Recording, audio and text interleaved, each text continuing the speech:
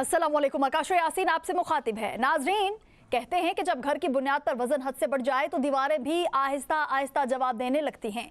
आज पाकिस्तान की मईशत भी कुछ ऐसे ही तस्वीर पेश करती नजर आती है। एक तरफ कर्ज का बोझ पहले से कहीं ज्यादा भारी होने का दावा भी किया जा रहा है, तो दूसरी जानिब टैक्स बढ़ने के बावजूद तिजारत की रफ्तार सुस्त दिखाई देती है। खेत से चक्की तक और चक्की से दस्तरखान तक सफर इतना महंगा हो चुका है कि किसान भी परेशान नजर आता है और आम आदमी भी। आटे की कीमत ने रोटी को दूर कर दिया है, जबकि पेट्रोल की बढ़ती कीमतों के खदशात हर शोबे पर नए असरात डालने के लिए तैयार खड़े हैं। क्या ये सब वक्ती झटके होंगे या मईशत एक ऐसे मोड़ पर आन पहुंची है जहां हर नया दिन नई आजमाइश साथ ला रहा है। प्रोग्राम के दूसरे हिस्से में बात होगी जब समंदर बेचैनी की जुबान बोलने लगे तो इसकी लहरें सिर्फ पानी नहीं उठाती बल्कि पूरी दुनिया की मईशत और सियासत को भी अपने साथ हिला देती है। खलीज के अहम रास्ते पर बढ़ती कशीदगी ने कई नए सवालात भी खड़े किए हैं। एक तरफ मुसलसल फजाई कार्रवाइयों के ऐलानात हो रहे हैं तो दूसरी जानिब धमाकों, जवाबी बयानात, बहरी रास्तों के तहफ़्फ़ुज़ और आलमी ताकतों की अपीलों ने सूरत हाल को मजीद हसास बना दिया है। हर नई खबर एक नए मोड़ की निशानदही करती नजर आती है, जहां सिर्फ एक मुल्क नहीं बल्कि पूरा खित्ता गैर यकीनी कैफियत से गुजर रहा है। आखिर ये सिलसिला कहां जा के रुकेगा और इसके असरात दुनिया पर कितने गहरे होते हमें नजर आएंगे। हमारे स्टूडियोज में हमारे एक्सपर्ट्स भी हमारा साथ देंगे, जिनमें शकील करार साहब, सरदार फैजान साहब और आतिफ भट्ट साहब हमारे साथ मौजूद होंगे। इसके साथ साथ हमें ज्वाइन करेंगे डॉक्टर अली। शुक्रिया आप सभी का। शकील करार साहब, प्रोग्राम का आगाज इस वक्त मैं आपसे करना चाह रही हूँ। सर, जब वानी पीटीआई का दौर था, पीटीआई इक्तदार में थी, तो उस वक्त यही उस टाइम की जो अपोजिशन थी नून लीग, वो कहते थे कि हमारे पास पाकिस्तान को मौशी समत जो है बेहतर करने के लिए पाकिस्तान की मईशत जो है वो बहुत बेहतर तरीके से काम करेगी, तजुर्बाकार टीम हमारे पास मौजूद है। सर, आज वो तजुर्बाकार टीम जो है वो कहाँ पे है? मतलब नज़र नहीं आती, या है हमारे लिए नहीं है? शुक्रिया आकाशा। देखिए, उस वक्त इमरान खान और उनकी हुकूमत के तर्जमानों ने बड़ा ज़ोर देकर बार बार एक कौम को यकीन दिलाने की कोशिश की थी कि उनके पास उस वक्त एक बेहतरीन टीम है जो बेहतर बजट और कर्ज़ों से निजात और आवाम को रिलीफ लाने की जाए उनके पास मुकम्मल मंसूबे हैं, प्लान्स हैं और वो करके दिखाएंगे। लेकिन इंतहाई बदकिस्मती से कि जब तक असद उमर साहब वज़ीर ख़जाना रहे तो समझ उनको भी नहीं आई कि मैं वज़ीर ख़जाना बन गया हूँ और मैंने कुछ डिलीवर करना है। तो अगर कोई प्लान होता तो शायद वो सामने ले आते, कोई प्लान था ही नहीं।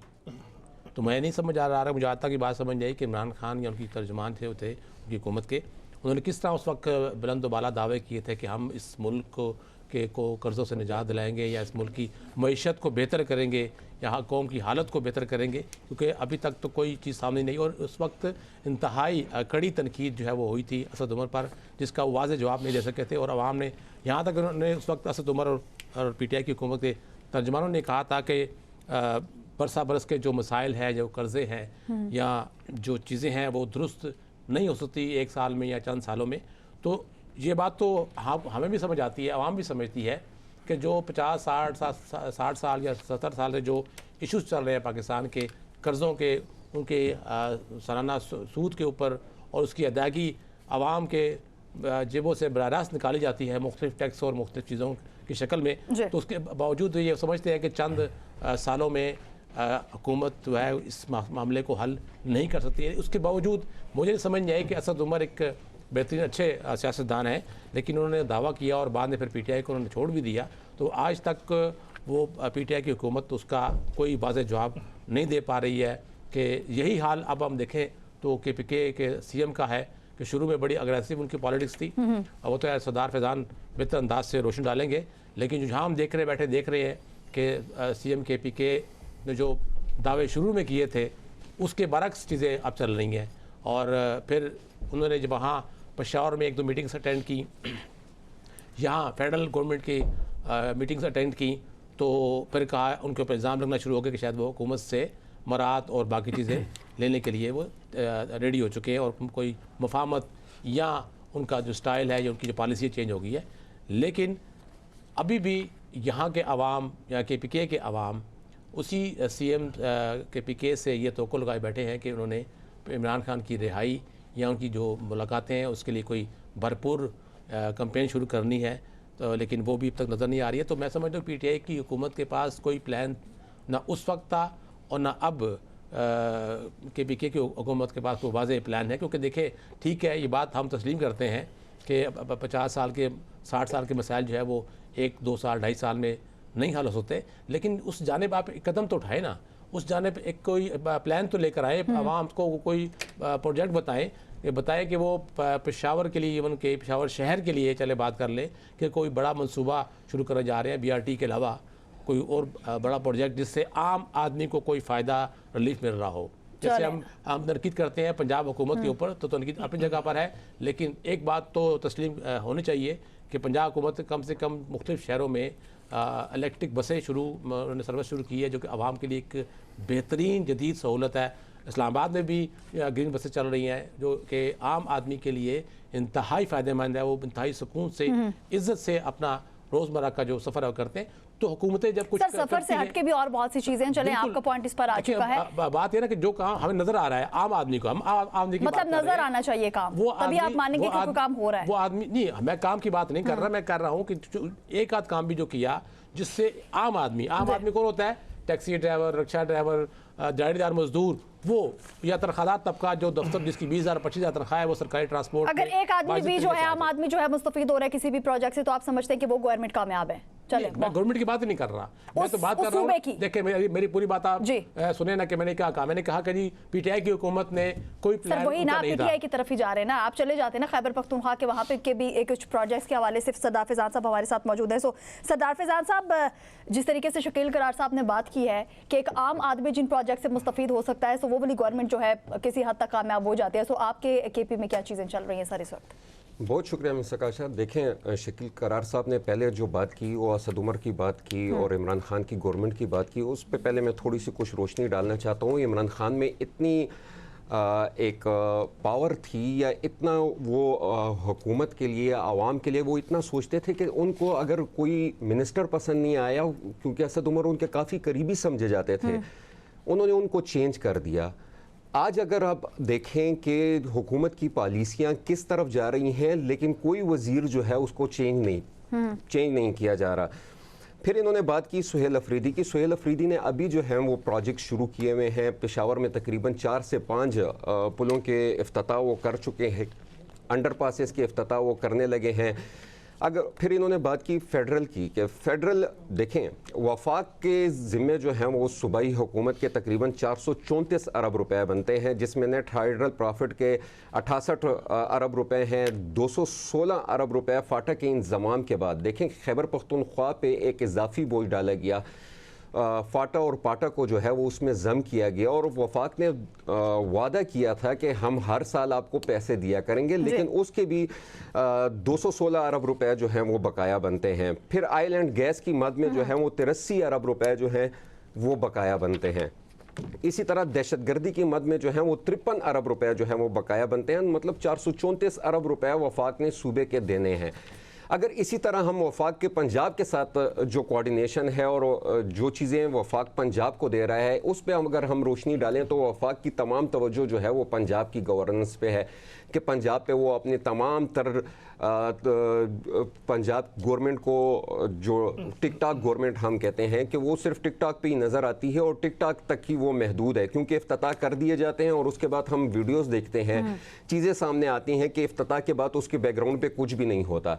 तो वफाक ने अगर कुछ करना है वो पूरे मुल्क को लेके चले। वफाक सिर्फ ये ना करे कि वो पंजाब की हुकूमत बन गई है। आज हमें ये लगता है कि वफाक की मनसूबाबंदियों तो रखी है, वो भी इस चीज़ से बहुत ज़्यादा खुश हैं कि विफाक हमारा ख्याल करता है, कोई सौतेली माँ जैसा सलूक नहीं है। सिर्फ KPK क्यों ये समझता है कि उसके साथ सौतेली माँ जैसा सलूक जो है वो किया जाए? मैंने तो आपको पहले फिगर्स जो हैं वो बता दिए हैं कि वफाक ने 434 अरब रुपए जो है वो सिर्फ सूबे के देने हैं। तो सूबे को ये तमाम चीजें अगर मिलेंगी तो सूबे के पास पैसे, सूबे कुछ दे विफाक को। हाँ, तो अब तो आप वफाक की हालत देखें कि वफाक सूबों से मांग रहा है और जो KPK की कुछ डिमांड्स हैं जो कि जायज़ डिमांड्स हैं, खान साहब की जो इलाज है उसकी डिमांड वो कर रहे हैं। देखेंगे ये जेल मैनुअल्स के भी ख़िलाफ़ हैं, आदमी कानून के भी ख़िलाफ़ हैं। ये एक गैर इखलाकी काम है कि एक शख्स जो कि आपके मुल्क का वज़ीर आज़म रहा है वो जेल के अंदर मौजूद है और उसको आप तिब्बी इमदाद जो उसको चाहिए, उसकी आंखों की जो बेनाई जो है वो जा रही है, कहा जा रहा है कि 80% 85% एक आँख की बेनाई जो है वो चली गई है, उसके बावजूद भी ना उनकी फैमिली के साथ उनको मिलने दिया जा रहा है। उनकी जो डिमांड्स हैं कि आप उनके अपने मालिक जो हैं वो उनको मुहैया करें, वो उनको नहीं दिए जा रहे, उनकी फैमिली के साथ उनकी मुलाकात नहीं की जा रही। तो ये तमाम चीज़ें वफाक का सुतेली माँ जैसा सलूक नहीं है तो और क्या है। सुतेली माँ भी जो है वो अच्छी होती है, ये तो दुश्मनों जैसा जो है वो वफाक का खैबर पख्तूनख्वा के साथ और ख़ास तौर पर तहरीक इंसाफ के साथ जो है वो कर रही है, हुकूमत जो कर रही है सर, ये जो अपोजिशन है ये क्या कर रही है? ये क्यों नहीं बोलते? क्या वो कहते हैं ना, क्या वो जुबान पे आबले पड़े हैं, मतलब क्यों नहीं बोल रहे भाई? बोले। खैबर पख्तूनख्वा की अगर हम अपोजिशन की बात करें, खैबर पख्तूनख्वा की अपोजिशन जो है उनका आपस में इत्तफाक नहीं है। आप अभी देखें गुज़िश्ता दिनों जो ये प्रिविलेजेस का एक्ट जो है वो मंजूर हुआ है, उसमें एक तरफ जो है वो मुस्लिम लीग नून के इख्तियार वली साहब जो हैं वो टीवी पे बैठ के इसके अगेंस्ट बातें करें और उनके साथ ही MPA जलाल खान बैठे हुए हैं और वो जलाल खान वीडियो बयान में और अपने ट्वीट में इस प्रिविलेजेस एक्ट के हक में बातें कर रहे हैं। उधर मुस्लिम लीग नून के MPAs जो हैं वो हुकूमत के साथ बैठ के प्रेस कॉन्फ्रेंस कर रहे हैं। तो सूबे की जो अपोजिशन है वो मुकम्मल तौर पे डिवाइड हो चुकी है। JUI की सबसे ज़्यादा सीटें हैं, लेकिन उसके बावजूद भी सूबे में जो अपोजिशन लीडर हैं वो अमीर मकाम के भाई डॉक्टर एबाद साहब हैं। तो डॉक्टर एबाद साहब जो है वो अपनी अपोजिशन को कंट्रोल करने में हमें लग रहा है कि वो मुकम्मल तौर पे नाकाम है।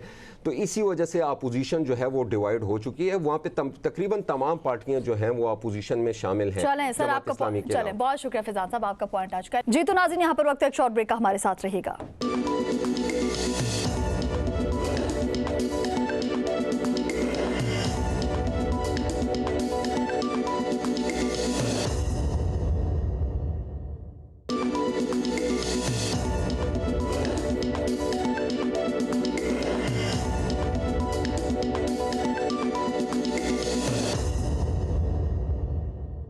Welcome back. इमरान साहब, आपकी तरफ आना चाहूँगी। सर, इस वक्त हम देख रहे हैं कि चेहरे बदलना होंगे, ये बातें भी सुनने में आ रही हैं कि चेहरे बदलेंगे तो हो सकता है हालात जो है बदल जाए। सर, हम किसको ला सकते हैं? 77 सालों से यही चीज़ें हमारे सामने, यही लोग हमारे सामने, और कहा तो ये भी जा रहा है कि इन 4 सालों में जितना कर्जा लिया गया है इस शहबाज हुकूमत की जानिब से, इतना कर्जा आज तक किसी की जानिब से नहीं लिया गया है। सर, 75 साल गुजर गए हैं, फिर भी हालात नहीं छुपे हैं कि आज भी हम कर्जे ले रहे हैं और बहुत ही ज़्यादा ले रहे हैं। बिस्मिल्लाहिर्रहमानिर्रहीम। आकाशा, शुक्रिया आकाशा। सबसे पहले तो मैं यहीं आपको करेक्ट कर दूं कि पिछले 78 सालों में जितने कर्जे लिए गए हैं उन सारे कर्जों को मिला के जो उसका 90% बनता है वो इन 4 सालों में लिया गया। सही बात। ये कर्जे टैक्स के अलावा हैं, और जो मैं हमेशा और ये जो टैक्सेस लिए गए हैं वो इससे अलावा है, जिसके बारे में मैं हमेशा कहता हूँ कि 60,000 अरब रुपया टैक्स भी लगाया गया पिछले 4 सालों में इस मजलूम अवाम के ऊपर। उसका हिसाब एक अलग हिसाब है। खैर, ये एक लंबी बहस है। देखिए आकाशा, आज ये चेहरे बदलने से कभी निज़ाम नहीं बदला करते। पिछले 50 साल से यही शरीफ और जरदारी खानदान इस मुल्क पर मुसल्लत है, और इन्होंने, देखिए आज मैं आपके प्रोग्राम से पहले अब एक एनालिसिस कर रहा था कि अभी हम देख रहे हैं कि आटे का बहरान जो है वो शुरू होने वाला है। आटे का बहरान क्यों आया? पहले फूड और पास्को जो है वो खरीदारी करती थी और फिर अपने तई वो उसको जो सरकारी गोदामों में जो है वो रखते थे, और उसके बाद उसको जो है वो आहिस्ता आहिस्ता सूबों को और बाकी जो जहाँ जहाँ उनकी सप्लाई की जरूरत होती थी तो दी जाती थी। इस दफ़ा पिछले 3 सालों में ये सारा निज़ाम तब्दील करके ये जो आटे का ख़रीदना और फिर इसको सूबों में तकसीम करना, ये प्राइवेट हाथों में दे दिया गया। उससे हुआ ये कि इमरान खान की हुकूमत में 20 किलो का जो आटे का थैला था वो 1050 रुपये का था। आज वो ही 20 किलो का जो आटे का थैला है वो आपको मिलता है 2800 रुपये के अंदर। तो आप देख लें कि ये प्राइसेस कितनी बड़ी है। मैं जो बात करने लगा था वो ये था आकाशा के, देखिए मैं आज तक ये बात सोचता था कि यार ये चलो कम खानदान से ही, ज़्यादा पढ़े लिखे लोग नहीं हैं, लेकिन कुछ चीज़ें तो इंसान देख कर भी सीख लेता है। इतना इनका एक्सपोजर है, 50 साल से ये हुकूमतों के अंदर बैठे हैं।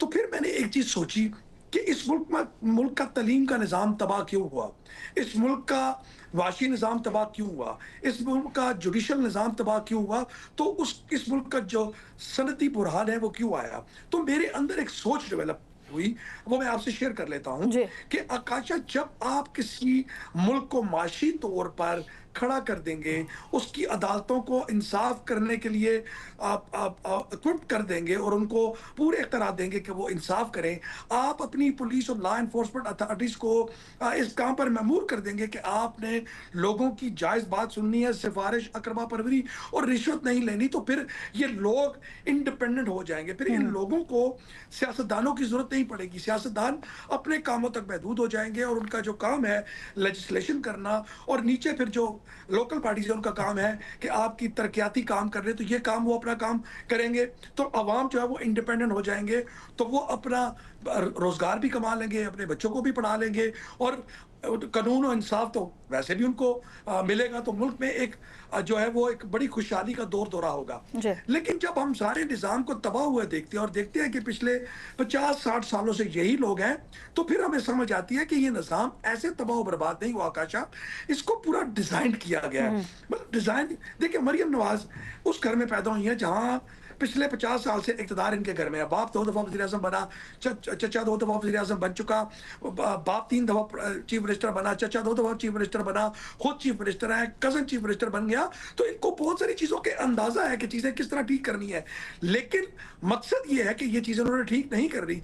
इसलिए अगर ये चीजें ठीक कर लेंगे तो फिर स्टैब्लिशमेंट को इनकी जरूरत नहीं होगी, क्योंकि स्टैब्लिशमेंट को भी लोग चाहिए कि जो फ्रंट पर रहकर कुछ काम करें, ताकि स्टैब्लिशमेंट पीछे रह के इनको चला सके। अब इनको ये बात समझ आ गई है कि अगर हम चीजें ठीक कर देंगे तो स्टैब्लिशमेंट को हमारी जरूरत नहीं होगी, फिर तो अपराइट लोग जो होंगे वो इक़्तिदार में पढ़े लिखे लोग आएंगे, इस मुल्क का निजाम चलाएंगे और निजाम ठीक हो जाएगा और लोग इंडिपेंडेंट हो जाएंगे। तो मुझे ये लगता है कि ये सारा जो निजाम तबाह और बर्बाद किया जा रहा है, इस पे 2 खानदान जो है वो इस कौम के मुजरम है, एक शरीफ खानदान नवाज शरीफ फैमिली और एक आसिफ अली जरदारी फैमिली। और ये देख लें कि ये लोग निजाम के साथ किस तरह चिपड़े हुए हैं। आप देखें कि इस मुल्क का जो निजाम पिछले 50 सालों से आज वो तबाही और बर्बादी के दाने पर जाकर खड़ा हो गया। यार, एक बेसिक इंसान की जो जरूरत थी आकाशा, वो रोटी थी कि वो 2 वक्त की रोटी खा ले। आज आपने इस मुल्क में ऐसे हालात पैदा कर दिए हैं कि एक गरीब आदमी अब 2 वक्त की रोटी नहीं खा सकता। और फिर जब ये कंपैरिजन करते हैं पाकिस्तान तहरीक इंसाफ की हुकूमत से और लोग कहते हैं और जी आपकी तो पीछे हुकूमत गुजरी, ओ भाई हमारी हुकूमत गुजरी, हम आपकी अपनी हुकूमत के 1000 चीजें आपको गिनवा सकते हैं जो 3.5 सालों में हो सकती थी, जिसमें 2.5 साल हो सकती थी कोरोना सर, हो सकती थी या हुई भी थी। मैं बताता हूं, मैं ये तो कह सकता हूं कि 2.5 साल कोरोना वायरस रहा, उसके बावजूद कितनी ठीक चीजें हमने ठीक कर दी और कितनी अभी चीजें ठीक होनी थी जिसकी तरफ हमने कदम बढ़ाने शुरू कर दिए। तो हमें सिर्फ एक इमरान खान साहब थे जो ऐसी शख्सियत थी जो इससे पहले इक़्तिदार में नहीं आए थे। इसे अगर पार्टी देख ली जाए पीटीआई की, जब आप लोग इक़्तिदार में आए तो वही लोग थे जो आपने कभी इस पार्टी से उठाए, कभी नून लीग से, कभी पीपल्स पार्टी से, आगे पीछे से दाएं बाएं से उठा के तो आपने अपनी पार्टी में शामिल करके तो आपने हुकूमत की थी। हमें तो नए चेहरे चाहिए थे। देखिए आकाशा, हमारे पास अगर कोई भी शख्स आया जिसने कोई भी प्रीवियसली अगर वो किसी पार्टी में था और वो पार्टी छोड़ के जब हमारी पार्टी में शामिल हो तो हम किसी को रोक नहीं सकते थे। देखिए, हमेशा चीजें ऊपर से ठीक होना शुरू होती हैं। जैसे कहते हैं ना कि मछली हमेशा अपने सर से गलना शुरू होती है, तो ट्रिकल डाउन इफेक्ट आप देखिए कि जब ऊपर इमरान खान बैठे थे आकाशा, देखिए मैं बड़े मतलब वसूख से भी ये बात कहता हूँ और मैं इस बात पर मुझे रियली प्राउड फील करता हूँ कि देखिए आज हमारी हुकूमत खत्म हुए 4 साल हो गया है। मुझे एक मुकदमा बताएं नैब के अंदर जिसमें पाकिस्तान तहरीक इंसाफ का कोई वफाकी वजीर, कोई एमएनए, कोई सूबाई वजीर, हमारी 4 गिलगित बल्तिस्तान, कश्मीर, पंजाब, सरहद, केपी के हमारी 5 जगहों पर हुकूमत थी, लेकिन आप देखें कि एक नैब का केस आज तक ये हुकूमत या ये जो इदारे हैं इनिशिएट नहीं कर सके किसी पीटीआई के बंदे के बाद। और ये जो लोग आज हुकूमतों में बैठे हैं, ये हुकूमतों में भी इसलिए बैठे हुए हैं कि इनको डर है कि इनके जो सैकड़ों केस नैब के अंदर है, अगर ये आज हुकूमत से निकलेंगे तो इनके जो सैकड़ों नैब के केसेस हैं वो खुल जाएंगे और ये आप जो है ना आपको हुकूमतों में नहीं बल्कि सलाखों के पीछे नजर आएंगे। चलें सर, बहुत शुक्रिया। आज ये चलें सर, बहुत शुक्रिया, आपका पॉइंट इस पर आ चुका है। बट साहब आपकी तरफ आना चाहूंगी। विफाक जो है वो सूबों से भी मांगता नजर आ रहा है। विफाक जो है इस वक्त एक आम आदमी भी अच्छा खासा बोझ जो है वो टैक्स की सूरत में उनसे वसूल कर रहा है सर। इस वक्त 60,000 अरब के टैक्स जो है वो आवाम से वसूल किए जा चुके हैं। आगे भी इस तरह की पॉलिसीज जो बनाई जा रही हैं ताकि आवाम से नित नए टैक्सेस जो है वो लिए जाएं। आवाम हजारों अरब रुपए के टैक्स भी अदा करे मगर हुकूमत के पास फिर भी पैसे नहीं है, फिर भी दाएं बाएं कर्जे, इतने ज्यादा कर्जे जो कि 75 सालों में नहीं लिए गए, सो भी वो कर्जे जो है इन 4 सालों में लिए गए। क्या कहेंगे इस पर? आकाशा, सबसे पहले तो आपका शुक्रिया। ये जो हुकूमत का जो टारगेट है वो ये अवाम है, कोई सरमायादार नहीं है, और जो बड़े बड़े जागीरदार हैं उनसे टैक्स वसूल करना उसका टारगेट नहीं है। इसी आवाम से इन्होंने टैक्स लेना है, क्योंकि वो जो सरमायादार हैं या जो बड़े बड़े माफिया हैं वो इनके राइट हैंड है और लेफ्ट हैंड है, तो इसलिए उनकी तरफ तो इनकी तवज्जो नहीं है। और आवाम की जो गलती थी अब वो उसका बदला जो है वो यहाँ पर लिया जा रहा है। यहाँ पर मुल्क की जो माशी सूरत हाल है वो इंतहाई अबतर हो चुकी है। और यहाँ पर जो खैर हर हुकूमत में, मैं तो पहले भी कहता रहा हूँ कि जितनी भी हुकूमतें आई हैं, चाहे इमरान खान की है, पीपल्स पार्टी की हो, नून लीग की हो, तो ये किराए पे जाकर लाते हैं, अपना वज़ीर ख़जाना लाते हैं और वो आकर 2.5 साल 3 साल 5 साल जितने अरसा भी रहता है और वो आके मईशत को चलाता है, तनख्वाह लेता है और वो चलता बनता है। और वो बेसिकली जो किराए पर आया हुआ शख्स है उसको इन तमाम तर चीज़ों से कोई लेना देना नहीं होता। हफीज़ शेख थे, शौकत तरीन थे, सेनेटर थे, और अभी जो सेनेटर औरंगज़ेब है ये अवाम की मकबूलियत लेकर, अवाम के वोट लेकर नहीं आए, इसलिए इनको अवाम के अंदर उन चीज़ों का पता ही नहीं है। सारा बोझ यहाँ पर आवाम पे डाल दिया जाता है और रही सही कसर जो होती है जो हमारे किसान भाई हैं उनके ऊपर जो है उनके ऊपर डाल दी जाती है। उनसे रिलेटेड जो सब्सिडीज़ हैं उनको ख़त्म कर दिया जाता है। और हुकूमत जो है वो अब इनसे गिन गिन कर बदला ले रही थी। अभी फिर जो आलमी मार्केट में पेट्रोल की जो कीमतें बढ़ रही हैं, इस हवाले से फिर हुकूमत की जानब से ये आज खबर छोड़ दिया गया है कि अब रोज़ाना की बेस पर जो पेट्रोलियम प्राइसेस है उसका फार्मूला तय किया जा रहा है। यानी कि अब हम रोज़ाना की बुनियाद पर कीमतें चेंज करेंगे, उसका फ़ायदा जो है वो माफिया को देंगे। क्योंकि इससे पहले जो माफिया था, जब कीमतें कम हुई तो इन्होंने कमी करने की कोशिश की तो माफिया खड़ा हो गया और उन्होंने कहा जी हमें अरबों का नुकसान होगा, तो इन्होंने 2 हफ्ते जो है वो कीमतें सस्टेन रखी हैं। अब उनको फ़ायदा पहुँचाने की बारी है तो रोज़ाना की बुनियाद पर कीमतें तब्दील होंगी। हालांकि ये जो जहाज़ है या जो ऑयल है ये 20 से 25 दिन लगते हैं पाकिस्तान आने में। इतना अरसा तो जंग नहीं रही थी। और दूसरी बात है कि इस आबनाए हरमज़ जब ये बंद हुई थी उस दौरान भी पाकिस्तान के जो कार्गो शिप थे वो आ रहे थे पाकिस्तान तेल वगैरह लेकर, लेकिन ये तमाम तब जो इम्पैक्ट था वो पाकिस्तान पर डाला गया। और जंग जो है वो पाकिस्तानी अवाम ने लड़ी है इस हुकूमत के साथ। ईरान और अमेरिका की जंग तो एक साइड पर थी, लेकिन ये जो अवाम है वो इस वक्त इस हुकूमत की जो कोशिश है कि इनको किसी तरह पीस कर रख दे ताकि इनके अंदर से जो है वो सांस भी निकल जाए। खैर अभी हम बात करते हैं कि जो माजी में जो इमरान खान थे उनकी जानब से भी कहा गया जी मेरे पास 200 मुआशी माहिरीन की जो टीम है वो मौजूद है। असद उमर को लाए, असद उमर फ्लाप हुए तो उनकी जानब से भी फिर किराए पे जो है वो एक वज़ीर ख़जाना लाया गया और वो भी जब उनको इलेक्शन में वोट ना मिले तो वो गए और उसके बाद एक और किराए पर उन्होंने वज़ीर ख़जाना लाया।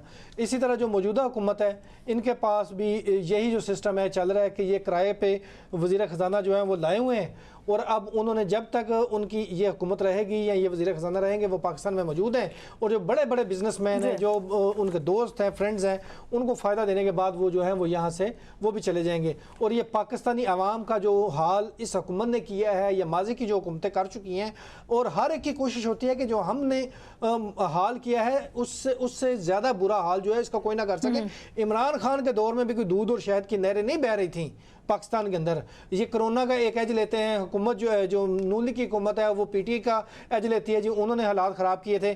पाकिस्तान जो है वो कर्ज़ों की दलदल में फंसता जा रहा है और हमारा वज़ीर आज़म जो है बैरून मुल्क जाके कहता है कि वो मांगना मेरी आदत नहीं मेरी मजबूरी है। तो ये कशकोल तोड़ने के बड़े बड़े वादे किए गए, दावे किए गए और वही लोग हमने कशकोल लेकर दूसरे मुल्कों में जाकर कर्जा मांगते देखे हैं। तो ये मुल्क की वो सियासी जमातें हैं या उनकी सियासी बसीरत है कि जिन लोगों को हम वोट देते हैं और वो मुल्क का पहले की निस्बत जो है वो ज़्यादा बुरा हाल कर रहे हैं। ये हैं वो सियासी लोग, ये हैं अवाम के खैर खा जो कि अवाम का ये हाल कर रहे हैं। बहुत शुक्रिया आतिफ भट्ट साहब, आपका इस पर पॉइंट आ चुका है। नाज़रीन, पेट्रोल की कीमतों में बड़े इजाफे का इम्कान है। तेल की कीमतें यौमिया बुनियाद पर तय होंगी, इस चीज़ पर भी गौर जो है वो किया जा रहा है। क्या आवाम जो है इस मरतबा खामोश रहेंगे, बेवकूफ़ बन जाएंगे या कुछ ना कुछ होगा? बात होगी इस पर। यहाँ पर वक्त एक शॉर्ट ब्रेक का, हमारे साथ रहेगा।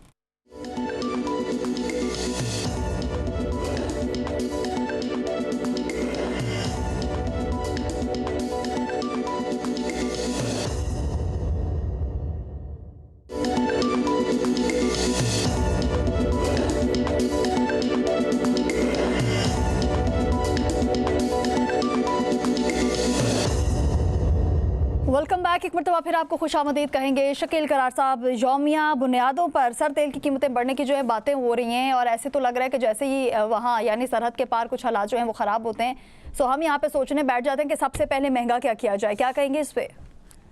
आकाशा, इस मौजू पे तो कई बार बात हो चुकी है। इस बेहिस हुकूमत ने आवाम को कोई रिलीफ नहीं देना है, ये बात तो तयशुदा है। क्योंकि सबसे बड़ी बात है कि ये इनको इतना बड़ा इल्ज़ाम है जो आज तक ये साफ़ नहीं कर सके कि फार्म 47 की हुकूमत है। तो अगर हालात देखें आबनाए हरमुज़ के, तो वो जंग के जो मायदा है उससे पहले उसके बाद भी यही कहा जाता था कि ये जंग, तमाम जो महक़क़ीन हैं वो यही बात कर रहे हैं कि ये ईरान, इसराइल और अमेरिका के दरमियान में आँख मचोली चलती रहेगी। आबनाए हरमुज़ बंद करने की धमकी, खुलवाने की धमकी, कंट्रोल लेने की धमकियाँ, ये बातें चलती रहेंगी, लेकिन दुनिया का निज़ाम भी चलता रहेगा। अब 20 सूरत यही है, पहले भी यही बात थी कि आबनाए हरमुज़ से बराह रास्त हम उसके जो आयल है उससे मुतासर नहीं हुए थे, ना उस वक्त हुए हैं और ना अब हो रहे हैं। पहली बात। तो दूसरी बात ये कि हमें तो आयल जिस कीमत पर मिलता था, पाकिस्तान की हुकूमत तो उस ओगरा को ख़ुद कंट्रोल करके अपनी मर्ज़ी की कीमतें करवा रही थी। आज भी आप आलमी सतह पर देखें कि हमारे मुल्क में पेट्रोल की प्राइस क्या है, भारत में कितनी है, बांग्लादेश में कितनी है, खलीज ममालिक में कितनी है और यूरोप में कितनी है। चले उनको भी छोड़ दें आप, हमारे पाकिस्तान के इर्द गिर्द जो ममालिक हैं, पड़ोसी ममालिक हैं, वहाँ पर देख लेंगे कि पेट्रोल की कीमतें कितनी हैं और कितनी बढ़ी हैं। हमारे यहाँ तो ये इस तरह बढ़ा रहे हैं, ऐसे बढ़ा रहे हैं, अल्लाह माफ़ करें, जैसे हमारे लोगों का वो एक तयन किया जा रहा है कि बस हमने इतने % लोगों को इस साल मार देना है गुर्बत से, महंगाई से, और इतने लोगों को मार देना है। फिर हमने कह देना 5 साल के बाद कि हमने 25% गुर्बत जो है वो गरीबों को मार के ख़त्म कर दी है। क्योंकि इन्होंने तो हालात दुरुस्त नहीं करने, आवाम को बराह रास्त कोई रिलीफ नहीं देना है। पाकिस्तान के कर्ज़े हों, उनके ऊपर सूद हो, वो अदा करना है आवाम ने, हुकूमतों ने नहीं। हुकूमतें सिर्फ टैक्स कलेक्शन कर रही हैं और अपने खर्चे पूरे कर रही हैं, अपनी एजाशियों पे, अपने गैर मुल्की दौरों पे। और चले आप मुझे तरह बता दें कि प्राइम मिनिस्टर के 2.5 साल में शहबाज शरीफ के कितने दौरे हुए, ठीक है, बताए भी नहीं जा सकते, उसमें खर्चा कितना आया है। और चले उसके बाद बता दें कि उससे पाकिस्तान में कितने डॉलर आए, इन्वेस्टमेंट कितनी आई है, $1 भी नहीं है। अगर है हुकूमत तो उसके जारी कर दे जाता फिगर। हमें MOU मत बताया कि MOU साइन हो गए हैं। प्रैक्टिकल पाकिस्तान में सरमायाकारी कितनी आई है। अगर पाकिस्तान के हालात इतने अच्छे हैं, यहाँ पर सब कुछ कंट्रोल में है, सिक्योरिटी भी कंट्रोल में है, लॉ एंड ऑर्डर भी कंट्रोल में है, कुछ सियासी चपलश भी नहीं है, सियासी बुरान भी नहीं है, तो फिर पाकिस्तान में सरमायाकारी क्यों नहीं आई? बल्कि पाकिस्तान से हिसाब लिया जाए कि पाकिस्तान से पिछले 2.5 सालों में, पिछला छोड़ दें आप, इनकी हुकूमत की बात करते हैं, 2.5 सालों में पाकिस्तान से कितना सरमाया बाहर गया, ख़ास तौर पर दुबई गया, प्रॉपर्टी से कितना पैसा बाहर गया। तो ये वो सवालात है जिसका जवाब इस गवर्नमेंट के पास नहीं है। सिर्फ घुमा फिरा के ये आपको फिगर में, अदात शुमार में आपको बताएगी, असल हक़ाइक़ ये आपको बताएंगे नहीं। आप आज इनसे पूछ लें कि कितने दौरे किए हैं, नहीं बताएंगे आपको सही तरह। आप इतना पूछ लें कि उस पर खर्चा कितना है हुकूमत पाकिस्तान का, वो भी नहीं बताएंगे। सरमायाकारी कितनी आई है वो भी नहीं बताएंगे। शकील साहब, आवाम जाए तो जाए कहाँ? ये PTI ही दावे करती थी, मुराद सईद, मैं ये जरदारी ख़ानदान के वो जो बैरून मुल्कों में स्विस अकाउंट से जो पैसे हैं, इतने $मिलियन वो पाकिस्तान ला कर दिखाऊंगा। वो दावे किधर गए? वो जो हुकूमत तब्दीली का दावा नारा लगा कर लाई थी, आवाम ने तो वोट दिया था, आवाम तो अपने लिए वो मुंतखब करती है लोगों को, लेकिन आगे फिर वो उन्हीं के जैसे निकल। लेकिन जो दावे करते हैं, बातें करते हैं, वो नहीं करते ना। देखो ना, चलो जी, आतिफ भाट साहब, आपने तस्लीम तो कर लिया ना कि वो हुकूमत थी, ये तो मुंतखब भी नहीं है ना, ये तो फार्म 47 के हैं। तो सर तो यही बता रहे ना, करवाते और दावे करते हैं तो पूरे तो किया करें ना। बात देखें ना, मैंने तो किसी पार्टी का नाम नहीं लिया, मैंने तो हुकूमत कर रहा हूँ ना, हुकूमत में नून लीग भी है, पीपल्स पार्टी भी है, हुकूमत में वो तीसरा ग्रुप भी है जो बनाया गया है अलीम खान वाला। तो मैं तो उनसे सवाल कर रहा हूँ, बगैर किसी पार्टी का नाम लिए हुए सवाल कर रहा हूँ। वैसे शकील साहब, कौन सी पार्टी है जो आज तक नहीं बनाई गई? सिर्फ आप अलीम खान की तरफ इशारा किया है। मैंने तो नून लीग की देख लें एग्जांपल, PTI की देख लें, पीपल्स पार्टी की देख लें। मैं तो हालात की बात कर रहा हूँ। मैं अगर माजी की जाएंगे, सबको उन्होंने बनाया है। देखिए ना, मैं तो हमेशा कहता होता हूँ, आज फिर तो साहब आपके लिए मुशर्रफ का दौर था, जब मिड टर्म क्या हो रहे थे, वो कराए जा रहे थे, हाँ नहीं, बलदियाती इंतखाबात के अलावा उन्होंने वो कराया था, एक रेफरेंडम करवाया था। उसके लिए आकाशा एक मुलाकात हुई थी मुशर्रफ के प्रेसिडेंट हाउस में, जी। मुशर्रफ साहब वर्दी में थे, ठीक है। वो फोटो एक फ़ोटो बनी थी, वो फ़ोटो अगर आप देख ले तो उसमें पाकिस्तान की तमाम सियासी क़यादत बशमूल इमरान खान के मौजूद थी। वो एक बहुत बड़ा पैगाम था एक तस्वीर में, सही कहा कि एक फ़ौजी वर्दी में मुशर्रफ पूरे सियासतदानों को साथ लेके खड़ा हुआ है। कोई उसमें मरहूम काजी हुसैन अहमद मौजूद थे। तो आप मुझे बताएं कौन सी पार्टी बाहर रहेगी फिर? सही कहा मजहबी सियासी जमात रहेगी बाहर? सही कहा। चलें सर, जब उस साए में आप खड़े हो गए जी। हैं तो फिर आपके लिए आप फिर आज क्यों तनकीद करते हैं? आज क्यों कहते हैं कि पार्लियामेंट पे आपने हमला करा दिया, सुप्रीम कोर्ट में हमला करा दिया, आपने इस पे हमला करवा दिया? आप खुद जिम्मेदार हैं। हमारी सियासी जो जमातें हैं, मजहबी जमातें हैं, वही जिम्मेदार हैं। आप बेशक दावा करते रहे कि हमने बड़े मुजाहरे की, बड़ी आवाज़ उठाई। आवाज़ तो पिछले 50 साल से हम सुनते आ रहे हैं कि मुल्क की हालात ठीक नहीं है। मौलाना फजल रहमान को देख लें, वो भी कहेंगे आज पाकिस्तान जिस खतरनाक मोड़ में है इससे कबल नहीं था। ये बात 20 साल पहले भी उनके तक बिल्कुल। तो ये तो अब हमें भी याद हो गए सर, वाह। ना उनका रवैया चेंज होगा और ना ही पाकिस्तानी आवाम की किस्मत चेंज होगी। नहीं क्या ही वो कहते हैं ना कि 1973 के आइन के तनासर में जी हाँ। कितना हम खुश आप देख रहे नसीब होंगे जिस दिन हम इस पे सर बात करेंगे कि आज मुल्क के पाकिस्तान में मौशी इस्तेहकाम जो है आ चुका है और मुल्क जो है पाकिस्तान की मईशत जो है उस पर दुनिया बात कर रही है। सो ये भी दिन आना चाहिए और इस पर भी हम यहाँ पे बैठ के बात करें। बहुत शुक्रिया सर, आपका पॉइंट तो आ चुका है। इस पर अली इमरान साहब आपकी तरफ आना चाहूँगी। सर एक तरफ तो हम ये कह रहे हैं कि पाकिस्तान के हालात जो इस हद तक ख़राब है, लेकिन अली परवेज़ मलिक साहब वज़ीर पेट्रोलियम जो है वो इस वक्त ये कह रहे हैं कि स्टडी के मुताबिक पाकिस्तान में पेट्रोल की कीमत जो है वो बांग्लादेश और श्रीलंका से कम है। इस पर भी वो खुश हो रहे हैं सर?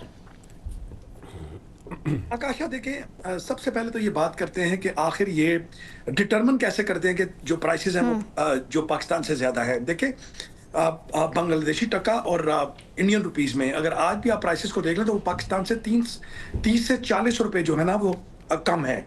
झूठ बोलने के ये माहिर हैं, आप इनसे कभी तवक्को ना रखें कि जिनके ये आपको पता है ना परवेज मलिक साहब किनके भतीजे हैं और उनके जो जस्टिस थे इनके चचा और फिर उनकी टेलीफोन जस्टिस कयूम थे, उनकी एक वीडियो रिकॉर्डिंग भी आई थी। तो ये खैर ये पूरी अपनी लेगेसी लेकर आते हैं। ये लोग जिन खानदानों से आते हैं, जिस तरह के ये ट्रेंड हुए होते हैं, वही काम ये आगे करते हैं। अली इमरान साहब यही काम आपकी पार्टी में शहबाज गिल किया करते थे कि लंदन में कीमत ये है, अमेरिका में ये है, इंडिया में ये कीमत है और पाकिस्तान में इस चीज़ की कीमत ये है। जी सर। भट्ट साहब अब देखिए, जब हम बात करते हैं कीमतों की तो हमने कंपैरिजन करना है। अब वहां की कीमतों और यहाँ की कीमतों में फर्क इसलिए है कि वहां की जो हुकूमतें हैं उन्होंने अपने टैक्सेस की रेशो बहुत कम कर दी है। यहाँ पर आपकी जो हुकूमत है इसने टैक्स रेशो बहुत बढ़ा दिया है। जैसा कि आज आपके प्रोग्राम में स्टैट्स भी दिए जा रहे हैं कि एवरेज हर जो हुकूमत पहले गुजरी है उन्होंने सालाना 700 अरब रुपए का कर्जा लिया। ये जो हुकूमत है इसने हर साल 8,700 अरब रुपया कर्जा लिया, जिसकी वजह से कर्जों का इतना ज्यादा जो बैलेंस बढ़ गया है कि अब आपको देखिए, एक तो बाहर से आपको कर्जे देने के लिए कोई तैयार नहीं, दूसरा बाहर से कोई इन्वेस्टमेंट नहीं आ रही। और मैं कराची में खड़े होकर मोहसिन नकवी साहब ने यह कहा था कि पिछले 3-2.5 सालों में पाकिस्तान से 100 अरब रुपया जो है वो बाहर फ्लाई करके गया है, यानी 100 अरब डॉलर पाकिस्तान से 3 सालों में बाहर चला गया। अब पाकिस्तान के अपने लोग जब पैसे बाहर लेकर जा रहे हैं तो पाकिस्तान से बाहर वाले लोग पैसे पाकिस्तान में कैसे लेकर आएंगे, ये सवाल मेरा हुकूमत से है। फिर आकाशा, जो आपके प्रोग्राम की आज जो मेजर चीजें हमने डिस्कस की थी उसमें आटा था। मैं आटे के स्कैंडल के हवाले से आपको थोड़ा सा बता दूं कि असल में ये स्कैंडल शुरू कैसे हुआ। कुछ दिनों में आप देखेंगे ये सारा स्कैंडल बाहर आ जाएगा। पंजाब हुकूमत ने 11 निजी कंपनियों को गंदम खरीदने की इजाजत दी है, यानी निजी कंपनियां जो हैं 11 कंपनियां, उनको इजाजत दी है कि वो गंदम खरीदें, यानी फूड डिपार्टमेंट पंजाब का और पास्को ना खरीदेगी। इन्होंने 11 कंपनियों को जो है वो ठेका दे दिया। अच्छा, इनको पंजाब हुकूमत के 280 गोदाम फ्री में दिए गए, इन्होंने कोई रेंट अदा नहीं करना। 280 गोदाम भी उन निजी कंपनियों के हवाले कर दिए गए। 11 अरब रुपए का बार दाना, यानी जो बोरी होती है, वो भी उनको दे दी गई फ्री में कि आप ये 11 अरब रुपए का बारदाना भी ले लें। और ये बारदाना जब वो अपने पास रखेंगे, जब किसानों को जरूरत पड़ेगी तो ये उस बारदाने को भी फिर बेचकर पैसे बनाएंगे। उसके अलावा मैं बताता हूं, इन कंपनियों को गन्नों की खरीदारी के लिए 70% जो इन्होंने 100% यानी इन्होंने पैसे देकर निजी कंपनियों ने गंदम खरीदनी थी, उसमें भी 70% जो है वो गवर्नमेंट ऑफ पंजाब ने उनको कर्जा दे दिया कि ये 70% आपका कर्जा है, हमसे लें, 30% अपना डालें और सारी गंदम मार्केट से उठाएं, गोदाम 280 आपको फ्री मिलेंगे। उसके ऊपर एक और बात कि जब ये निजी कंपनियां गोदामों में रखा अपना गंदम बेच रही होंगी और जितना बेचते जाएंगे और बाकी जो बचा होगा गोदामों के अंदर उसके ऊपर 16% इंटरेस्ट पंजाब हुकूमत उनको पे करेगी। और मुबैना तौर पर यह भी कहा जा रहा है कि इन 11 कंपनियों में कोई 1 या 2 कंपनियां ऐसी भी हैं जो नायब वजीर आजम साहब के साथ मंसूब की जा रही हैं। तो ये है ये सारा स्कैंडल, ये 11 निजी कंपनियों का करा धरा है सारा, जिन्होंने गंदम की बहुत खूब सर, क्या कमाल का बोलते हैं आप। बहुत शुक्रिया सर, आपका इस पे पॉइंट आ चुका है। आतिफ भट्ट साहब आपकी तरफ आना चाहूंगी। क्या कमाल का बोलते हैं अली इमरान साहब, मतलब कट्टा चिट्ठा खोल के हुकूमत का रख देते हैं, लेकिन सर अपनी कारकर्दगी नहीं बताते, अपना काम नहीं बताते। इस वक्त हम यही हमेशा से बात करते हैं कि जिसका जो काम है अगर वो सही तरीके से कर ले तो इतने मसाइल जो है पाकिस्तान में पैदा ही ना हो। सर आप आके प्रोग्राम में बताते तो रहते हैं कि ये मसाइल है हुकूमत में, यहाँ पे कौन सा जो मसला है वो हल कर लिया जाए तो मसाइल जो है वो खुद ब खुद पाकिस्तान के हल हो जाएंगे, अवाम जो है वो खुशहाल हो जाएंगे। लेकिन जो आपका किरदार है वो सही से आप लोगों ने करना ही नहीं है। क्या कहेंगे आतिफ भट्ट साहब इस पे? आकाशा, मैं तो जितने हमने मेरा तजुर्बा है इस मीडिया के फील्ड का, मैं तो ये कहूँगा कि जो अपोजिशन में रहते हुए इन सियासी जमातों के जो बयानात होते हैं, अगर वो हुकूमत में आकर उन बयानात को रोज़ाना की बुनियाद पर सुने तो फिर पाकिस्तान में शायद कोई बेहतरी आ जाएगी। क्योंकि ये इधर से अवाम को एक जज्बाती बयान दागते हैं, अवाम जो है उनके जज्बात उबारते हैं, अवाम इनकी वाह वाह करना शुरू हो जाती है अपोजिशन की। लेकिन जब हुकूमत में आते हैं तो इनकी भी बोली वही हो जाती है जो आज नून लीग की थी, कल पीटीआई की थी, पहले पीपल्स पार्टी की थी। और अवाम के वो जो जज्बात होते हैं उनको भूल जाते हैं ये हुकूमत में आकर। अभी अली इमरान साहब ने बड़ी अच्छी बात की अली परवेज़ मलिक साहब के हवाले से कि उन्होंने फलां जो मुल्क का रेट दिया। इससे पहले जो पीटीआई की हुकूमत थी उसमें शहबाज गिल साहब, क्योंकि मैं जब वो वज़ीर आज़म इमरान खान थे तो मैं उस वक्त बीट करता था, तो शहबाज गिल साहब क्या तभी वो देते होते थे आकर मिसालें। देखिए इंग्लैंड में दाल चना की कीमत इतनी है, फलां मुल्क में इतनी है, पाकिस्तान में उसके इतने % कम होकर इतनी है। इसी तरह पेट्रोलियम प्राइसेस, एवरीथिंग। जब पास ऑन करने की बारी होती थी तो पीटीआई की जो हुकूमत थी उसका भी यही वतीरा था। और यहाँ तक ये हुकूमत के लोग कहा करते थे कि ये महंगाई कंट्रोल करना हमारा काम नहीं है, बल्कि ये वज़ीर आज़म ने कहा था कि ये जो कीमतों को चेक एंड बैलेंस करना है, ये इमरान खान की बात कर रहा हूँ, ये मेरा काम नहीं है। जब ये टमाटर की कीमतें बहुत ज़्यादा ऊपर गई थी और उन्होंने जलसे में खड़ा होकर कहा तो ये अगर आपका काम नहीं है तो मुल्क चलाना, वो कहते थे कि मेरा इंटरनेशनली सफारती जो ताल्लुकात हैं वो मेरा काम है। मुल्क के अंदर गरीब उस वक्त भी पिस रहा था, आज भी पिस रहा है। बस फ़र्क इतना है कि इनको अपोजिशन में आकर इनको अवाम के जज्बात और अवाम की फीलिंग्स का जो इजहार है ये आकर नारों में करते हैं, जलसों में करते हैं। लेकिन जब ये लोग हुकूमत में आते हैं तो उसी अवाम का दर्द जो है ये भूल जाते हैं और पहले से ज़्यादा दर्द जो है वो दिया जाता है। नून लीग जो है उन्होंने जो लॉन्ग मार्च किए मौलाना फजल रहमान ने उनके साथ मिलकर, तो उस वक्त जो तकारीर थी वो सुन लें। ये हमारी जो सियासी पार्टियाँ हैं बेसिकली ये तांगा पार्टियाँ हैं कि ये तांगे की सवारी होती हैं, अगर मुकम्मल हो जाए तो कोचवान जो है ना वो बड़ा खुश होता है, अगर ना हो तो फिर उस वक्त चिड़चिड़ कर रहा होता है। यानी कि ये अपोजिशन और हुकूमत की मिसाल दे रहा हूँ। तो अभी पीटीआई अपोजिशन में है तो बढ़ चढ़कर अवामी बातें कर रही है। जब ये हुकूमत में आ जाएगी तो इसका भी रवैया यही होना है जो इस वक्त हुकूमत नून लीग का है। बाकी नून लीग के बारे में तो मैं पहले भी गुज़श्ता रोज़ भी कह चुका हूँ कि नून लीग जो है वो ख़ुद को जो पाकिस्तानी ट्रंप है वो अपने आप को भी ट्रंप जो है वो समझना शुरू हो गए। जो हमारे वज़ीर आज़म हैं वो अपने आप को पाकिस्तानी ट्रंप समझना शुरू हो गए हैं और आवाम से ईरान समझकर जो है वो बदला लिया है। और ये मैंने पहले प्रोग्राम में भी कहा था और आज भी आवाम, आप अक्सर कहती हैं कि हम उम्मीद रखें या ना रखें। आकाशा आपका सवाल होता है जब आवाम उम्मीद छोड़ चुकी है इस हुकूमत से तो आप किस खाते में उम्मीद जो है वो रखती हैं? आपको भी उम्मीद करना जो है इस हुकूमत से छोड़ दें। अब ये सोचें कि आप पर जो नया टैक्स है वो हुकूमत क्या लगाएगी। चलें, बहुत शुक्रिया सर, आपका पॉइंट इस पर आ चुका है। सदाफ हसन आपकी तरफ आना चाहूँगी सर, कुछ आलमी मंजरनामे पे भी नज़र दौड़ाएंगे। मुश्तबा खामनाई जो हैं वो कह रहे हैं अमेरिका या इसराइल का एक भी जहाज़ जो है वो आबनाए हॉर्मज़ से ना गुजर पाए। ये आबनाए हॉर्मज़ की जो जंग है सर ये हमारे सामने डे फर्स्ट से थी जब ये जंग जो है वो स्टार्ट होती है, लेकिन स्टिल मसला जो है वही है आबनाए हॉर्मज़। क्या कहेंगे इस पर? बहुत शुक्रिया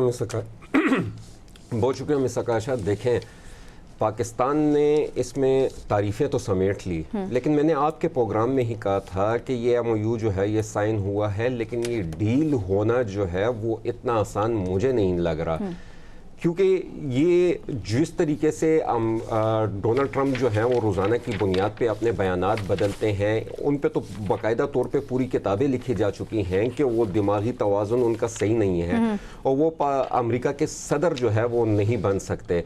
तो जब जिस शख्स पे दुनिया जो है वो किताबें लिख चुकी है, और सिर्फ एक किताब नहीं, कोई 3-4 किताबें जो हैं उन पे लिखी जा चुकी हैं कि उनका दिमागी तवाज़ुन जो है वो सही नहीं है, और बाकायदा पूरी किताबों में उसके बारे में डॉक्टरों की रिपोर्ट्स, बाकायदा पूरी एक रिसर्च हो के तमाम चीज़ें जो हैं उसमें किताब में दी गई हैं।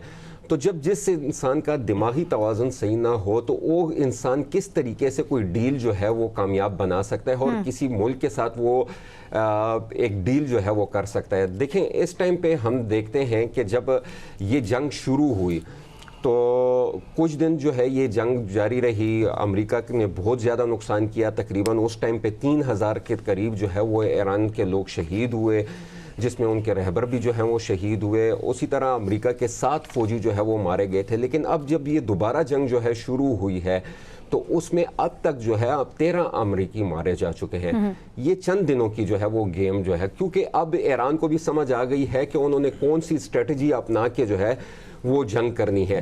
पहले जब जंग शुरू हुई तो हमने देखा कि तमाम जितने भी गल्फ कंट्रीज़ थे उस पे ईरान ने बमबारी शुरू कर दी। अब देखें, ईरान ने सऊदी अरब को और दीगर कुछ ममालिक को ईरान ने कोई उन पे अटैक नहीं किया। अलबत्ता अभी तक फ़ौजी अड्डे जो हैं वो सऊदी अरब में भी मौजूद हैं, लेकिन कुछ कतर में, कुवैत में, कुछ जगहों पे ईरान अब भी अटैक कर रहा है, क्योंकि उसने अब जोर देना है पूरी दुनिया को और दुनिया को बताना है और उसने अपने आप को मनवाना है कि वो इस खित्ते में एक पावर रखता है।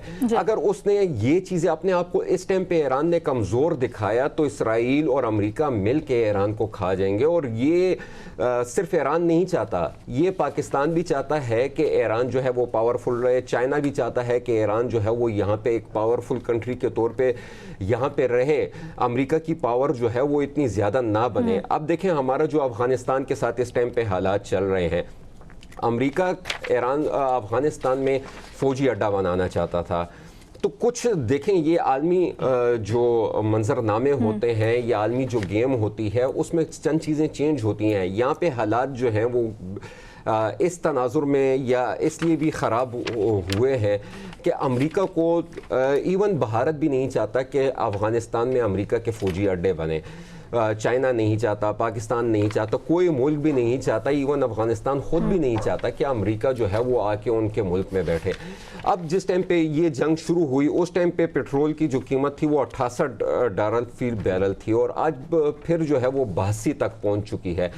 तो ईरान के पास एक ही हरबा है, सर, या आप तो वो $82 की बात कर रहे हैं और आज का रेट बता रहे हैं $82 जी। तो ये ईरान भी जो है वो इस टाइम पे उसको पता है कि उसने अपने हॉर्म्स को कंट्रोल करना है और यहाँ का पानी जो है वो कंट्रोल करके यहाँ से उसने गुजरने नहीं देना बोट्स को। तो उसके बाद जो है वो आलमी दबाव उसने पहले भी देखा कि ना सिर्फ पाकिस्तान, ना सिर्फ हमारे एशिया में बल्कि पूरी दुनिया में जो है 47 सालों से सर ये दबाव जो है ईरान बर्दाश्त कर रहा है। बहुत शुक्रिया सर, इस पे आपका पॉइंट आ चुका है जी। तो नाज़रीन, ये है तमाम तर हालात और ये दोनों जो है अमेरिका की बात कर ली जाए या ईरान की बात कर ली जाए, आबनाए हॉर्मस पे ही इन दोनों की सुई जो है वो अटकी हुई है।